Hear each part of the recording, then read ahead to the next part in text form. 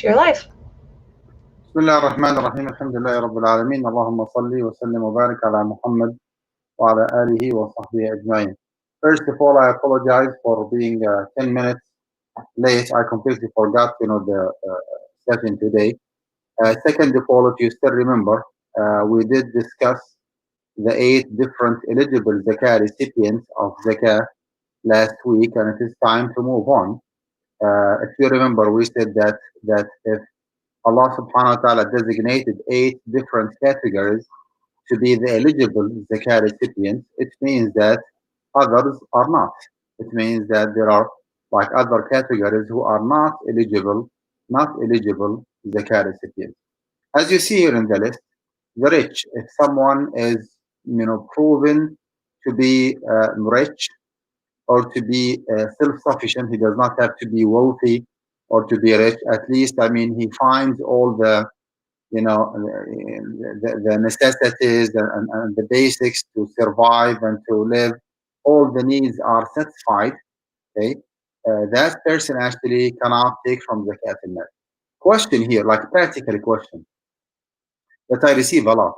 I do have some relatives, extended family members overseas, for example, who can barely make it till the end of the month, and they are behind like in some of their expenses. Yes, they do work. Yes, they do make money, but their money, or the money that they make, are not that, sufficient for them. Can I give them from zakat al-mal? My answer is yes.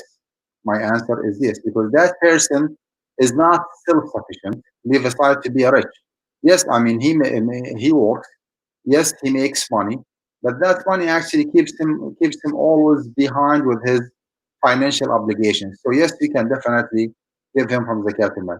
For example, someone makes $3,000 a month, okay, while he needs like for a good life, for fulfilling his needs, he needs $4,000 a month, right? He can barely survive with those 3,000. Okay? Can you give him from zakat al-mal? Yes, you can, because technically speaking, this person is not rich. Okay? This person is not even self-sufficient. Thus, he or she is an eligible zakat recipient. If someone needs $4,000 a month and he makes $4,000 a month, okay, then that person actually cannot take from zakat al-mal, because simply he is not rich. He is not, sorry, he is not poor. Okay, thus he does not deserve take from zakat al-mal. Second category, the work and earning capable. What if someone is poor, needy, jobs are available, that person, excuse me, is just lazy enough. He does not want to like bother working, just depends on zakat. Jobs are available. He can perform, he can work, he can make money, but he does not want to. Okay? He just wants to get some easy earning by just asking people for zakat al-mal. If that is proven, that person must not be given from zakat al-mal. Do not support those people. Do not support those people, because you are directly or indirectly encouraging them being lazy, uh, just staying home, enjoying their life, depending on others. So you support laziness, whether you pay attention to that or not. Do not give zakah to those people who are earning capable, who can make money. Jobs are there. They are physically, mentally, emotionally. They can go early in the morning and just go after their rizq and their provision. If that is the case, do not give them from zakat al-mal.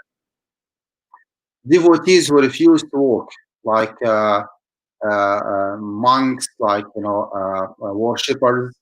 Some people prefer to stay in the place of worship, masjid, for example. Okay, just staying day and night there just for ibadah and for zakah purposes. It's up to them.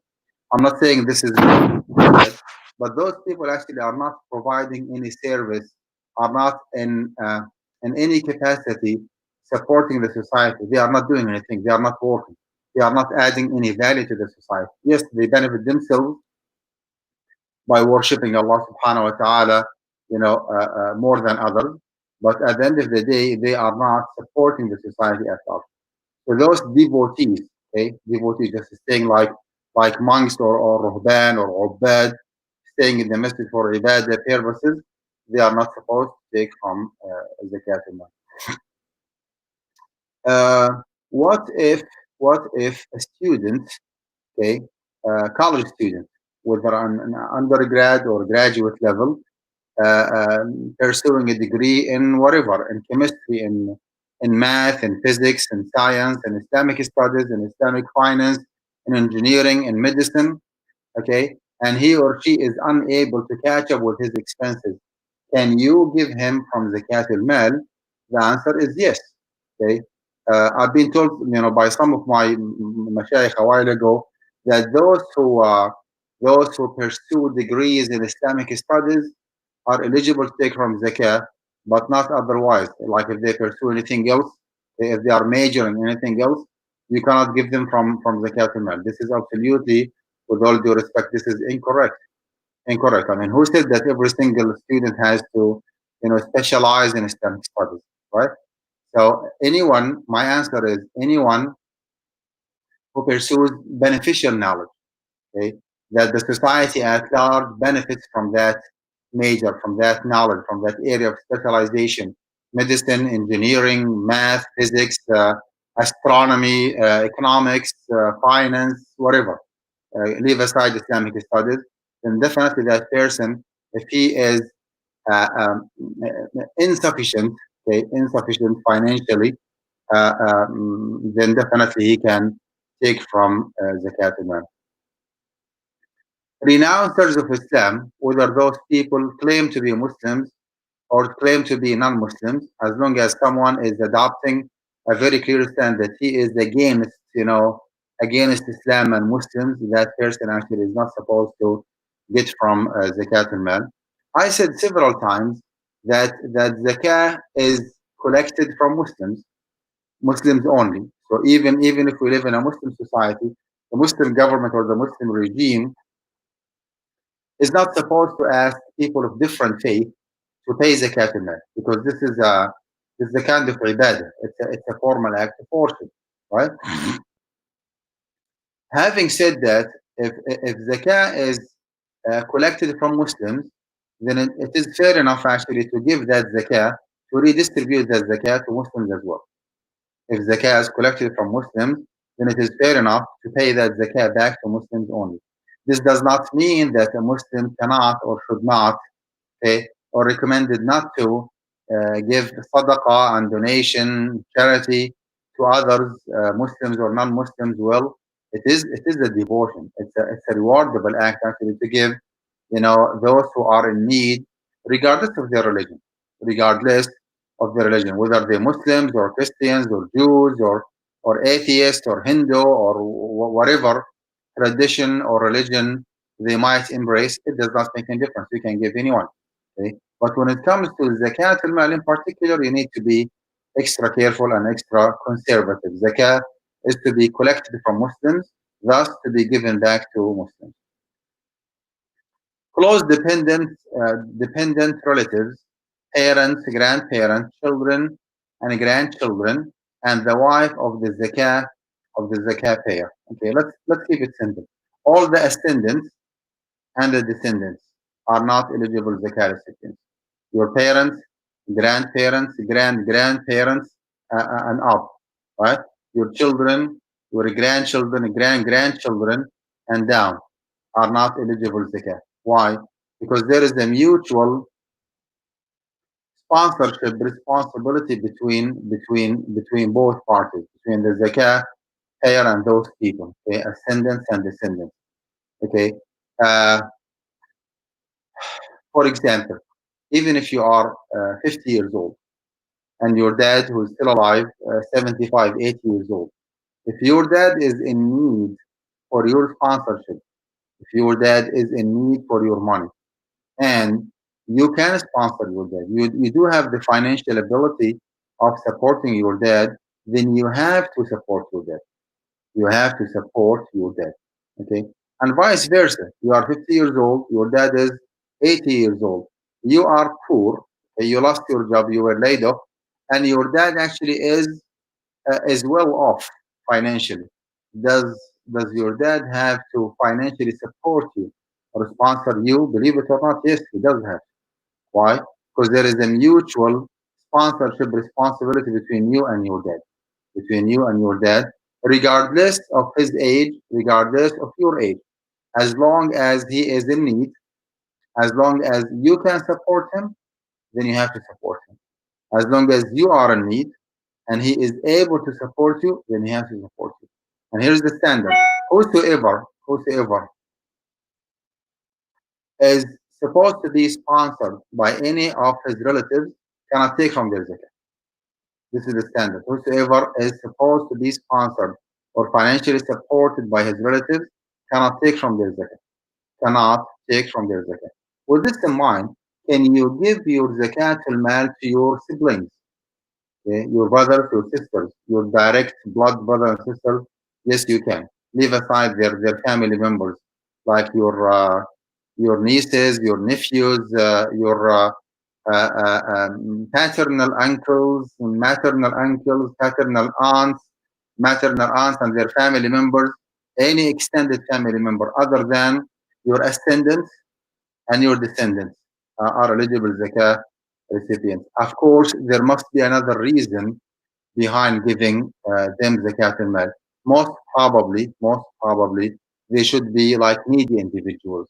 So they are poor, they are in need, okay, and they are relatives, In fact, you're supposed to start with those people, with those close relatives or blood relatives before others, because they have a right upon you more than others. Okay? I'm not saying that others are strangers or others are, or do not deserve your support. No, I'm saying that those people should have a higher priority over others because of the blood relationship between you and them. As long as they are not parents, grandparents, grandparents, as long as they are not children, grandchildren, grandchildren, then you can definitely give them from the al. By the way, do you have to tell your brother or your sister or your cousin or your nephew or your niece or your uncle or your aunt that this is my zakah? You don't have to.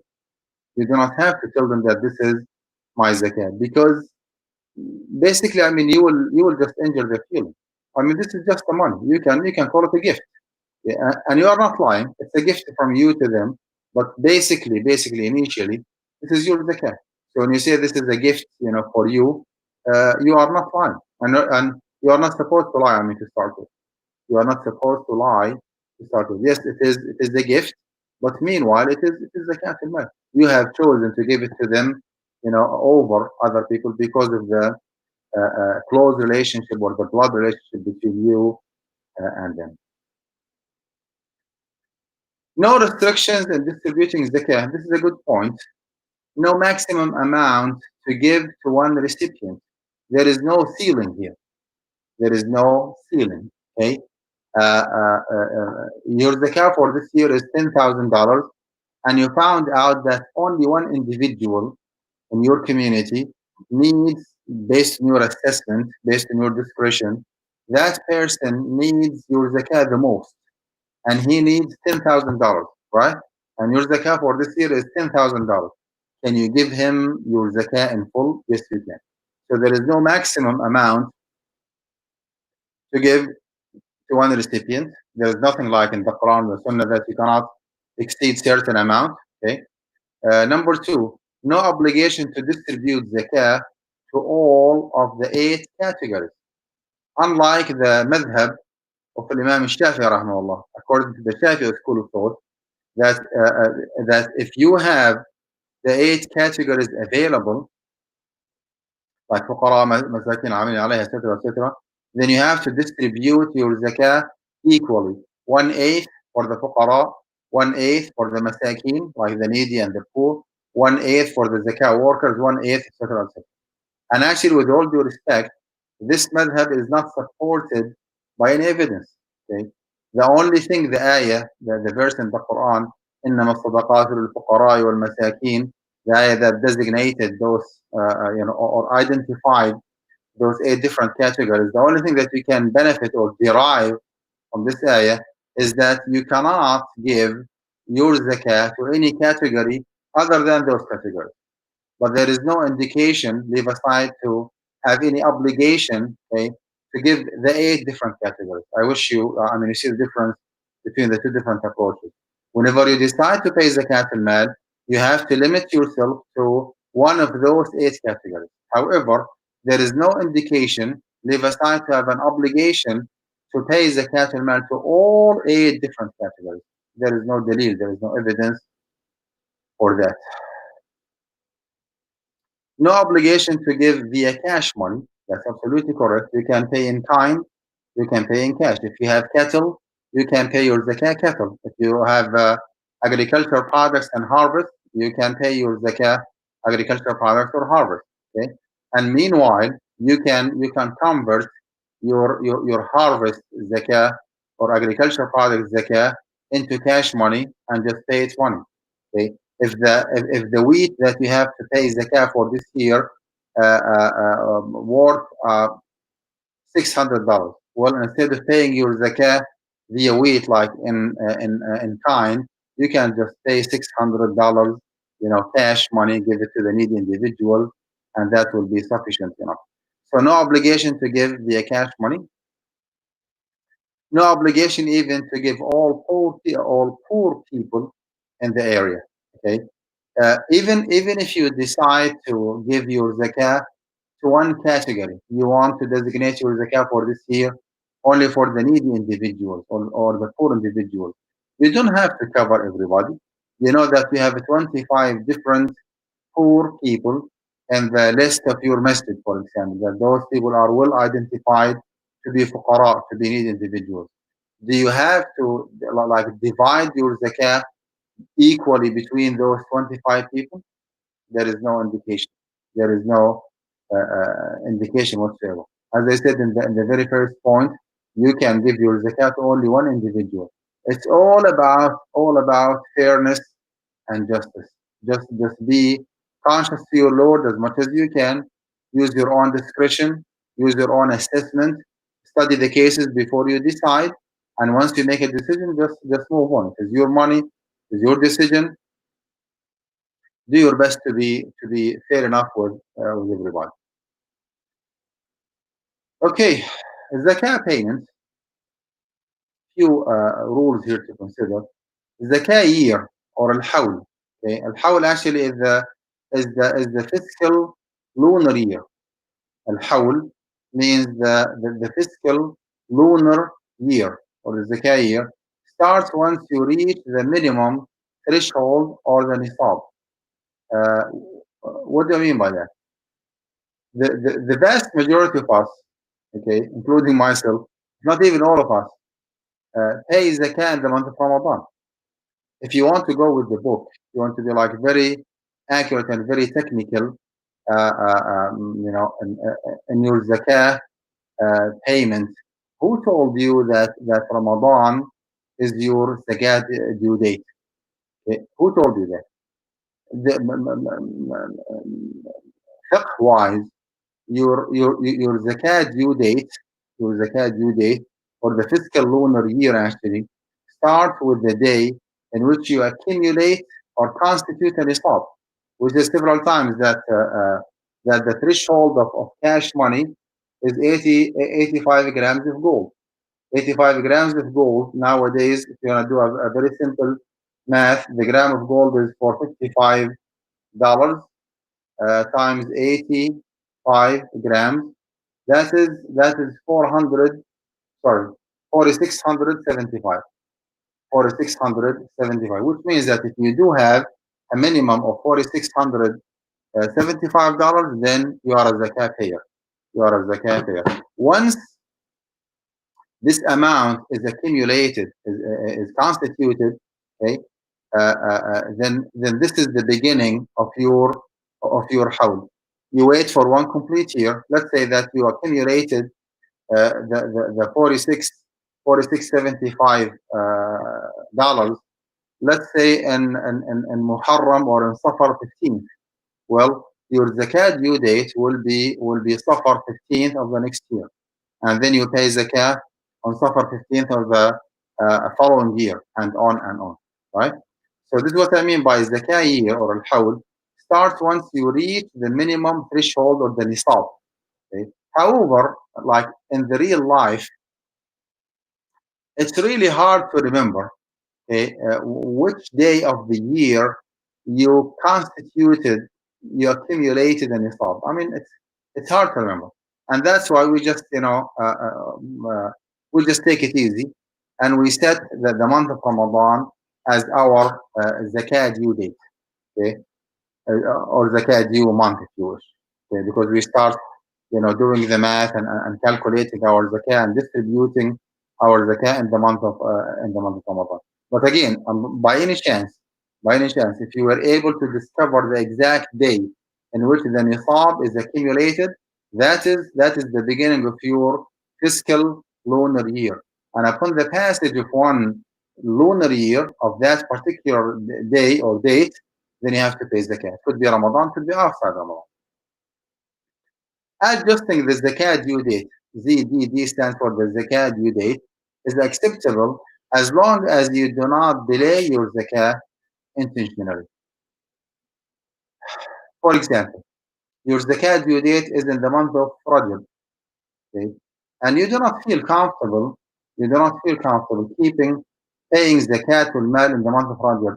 You want to pay zakat in the month of Ramadan, like the vast majority of Muslims do nowadays. Okay, what is the solution? The solution actually is that in the month of Rajab of this year, you pay zakat for the whole year, and you do your math to pay the zakat of 2 more months. So you pay the zakah of 2 more months in advance. You pay zakah of 1 year, in the month of Rajab. Okay, if your zakah is 12,000, for example, it means that your monthly zakah is 1,000, right? So instead of paying 12,000 for this month of Rajab for this year, you pay 14,000. You pay $14,000. So you shift your zakah due date 2 months.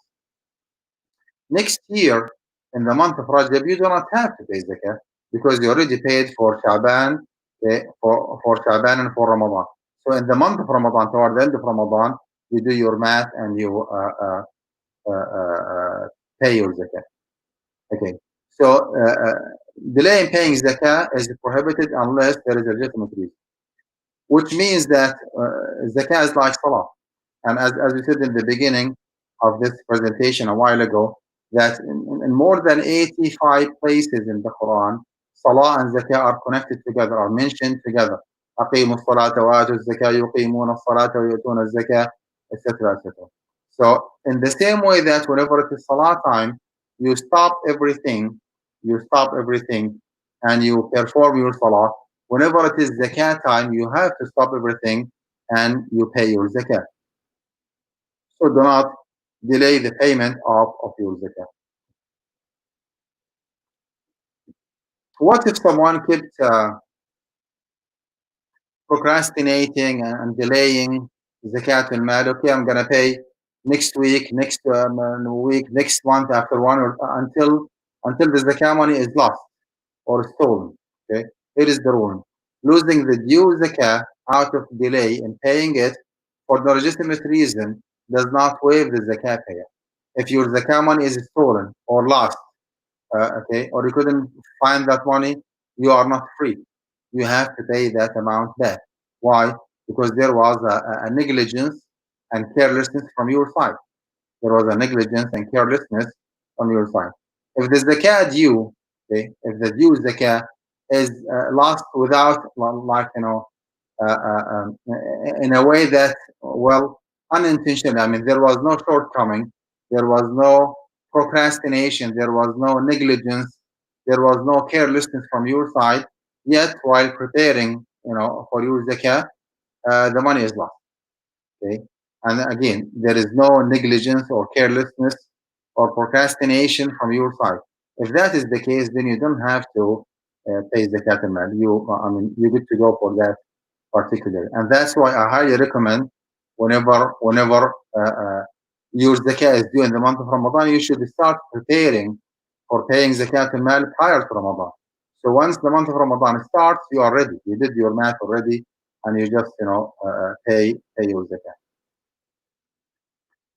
Okay, prepayment of zakat is permissible in a sense that you can pay your zakat in advance for years, especially if there is a need for that.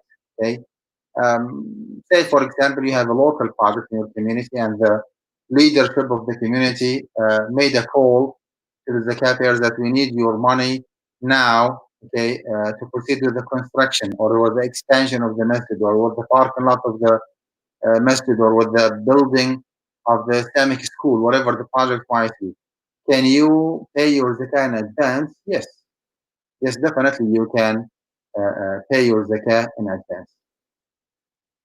Unpaid zakah for the past year, unpaid zakah for the past year is to be paid as soon as possible, and no one has the authority to waive it. You cannot skip the years, okay, or you are not waived or excused if 1 year already passed and the zakah money is not paid. Okay, you need to settle this issue with Allah Subhanahu wa Taala and pay it as soon as possible.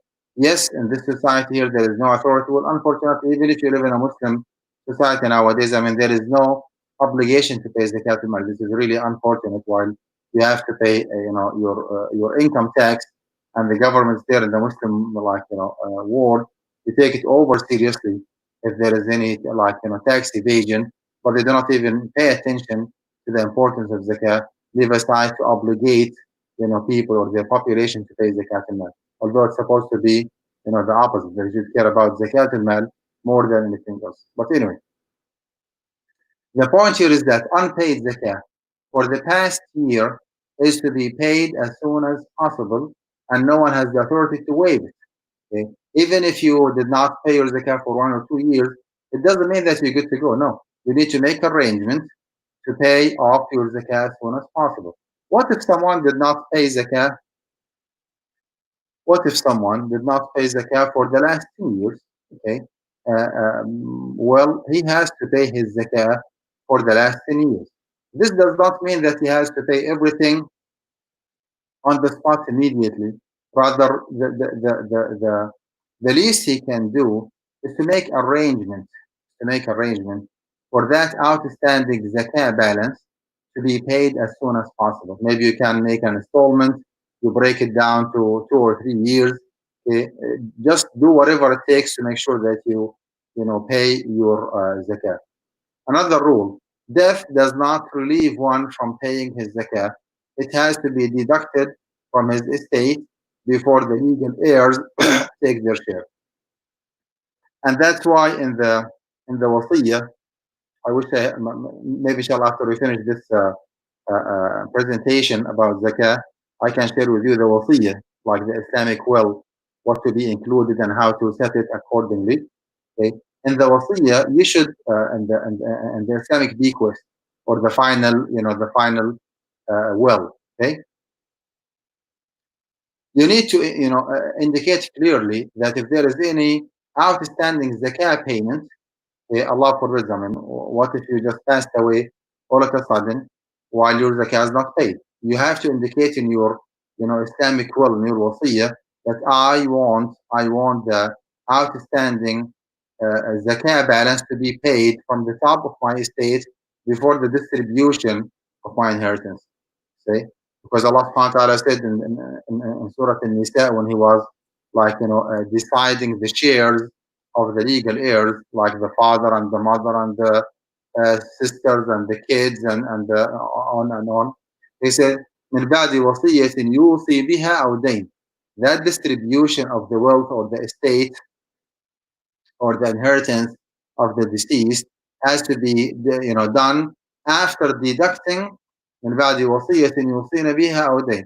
After putting aside the wasiyah, like the bequest, if someone designates a certain amount to the masjid or to an Islamic school or to guidance college, for example, or otherwise that person passed away while owing others money, then that money, that debt has to be taken, that loan has to be taken, from the top of the estate before the distribution. Well, What if someone owes Allah subhanahu wa ta'ala certain amount of money? Well, Allah's debt has to be paid even before other debt. And that Allah's debt by by Allah's loan or debt, I mean the zakat. Okay, so make sure that you include in your Islamic bequest in the last will in your wasiyah that zakat al-mal has to be taken, has to be deducted from your estate prior to the distribution of your wealth on the legal heirs or the inheritors. Okay, we have zakat payments here. Zakat payment. Okay, one more slide to go, inshallah. Zakat has to be paid in the same value, but does not have to be paid in the same kind of wealth. Zakah has to be paid in the same value, but does not have to be paid in the same kind of wealth. As I said, if you have cattle and your zakah for this year is 5 sheep or 5 goats, right? You can pay your zakah 5 goats. You can. But meanwhile, if the goat is for $300, you can just pay your zakah $1,500. That's 300 times 5, $1,500. See, whatever is easier for you, whatever is more beneficial for the zakah recipient. Nowadays, I don't think you disagree with me that the vast majority of the fuqara and the masakin and the needy and the poor individuals, they prefer cash money. They prefer cash money because they know their needs more than anybody else. Maybe they want to buy some furniture. Maybe they want to buy some food, certain kind of food. Maybe they want to buy some clothes, some stationery, some maybe books, maybe furniture, maybe food, maybe utensils. Maybe do not impose on them certain items that they might not be in need for. So just give them the flexibility of choosing whatever they want and buying whatever they want by just giving them cash money. If you are a farmer, if you have like farming business, okay, and your harvest, your wheat or barley, zakah for this year is let's say 500 pounds. Okay, if the pound is for $1, I'm just giving random example. Okay, so that's $500, right? I mean, my recommendation: do not pay your zakat via wheat because people do not need the wheat nowadays. They need it cash money. Give them cash money and let them just decide, whatever they want to buy. So, if one is paying zakat on crops, the sum may be converted to money and paid. Okay. We'll continue, inshallah, next week with this slide, essentials making zakah payment valid. Essentials making zakah payment valid. I will see, inshallah, next week. And inshallah, I promise that next week I will, I will show up on time, 7:30, and not 7:40. My apology again. Assalamu alaikum wa rahmatullahi wa barakatuh.